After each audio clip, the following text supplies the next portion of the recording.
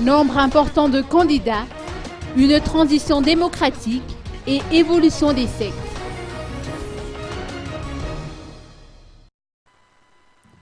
Cela signifie que nous sommes dans une transition démocratique. C'est en ces termes que Père Thierry Raharson s'est exprimé par rapport au nombre important de candidatures aux élections présidentielles. Ce même phénomène se reflète également à travers l'évolution des sectes à Madagascar, l'existence de différents projets ayant trait à des domaines aussi diversifiés, l'abondance des informations mises à la disposition du public, ainsi que l'avènement d'organismes appartenant à la société civile. Ce prêtre, issu de l'association Justice et Paix pour Madagascar et l'Afrique, estime que la vigilance est de mise par rapport à ces changements multisectoriels. En ayant recours aux bailleurs de fonds qui n'ont d'autre souci que de multiplier leurs intérêts, nous risquons d'y perdre notre souveraineté nationale, a-t-il lancé.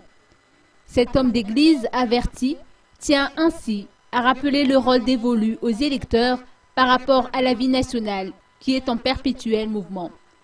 Il estime par ailleurs que les élections sont indissociables avec le processus de réconciliation mené par le FFKM. Bref, nous devons nous repentir, a-t-il conclu.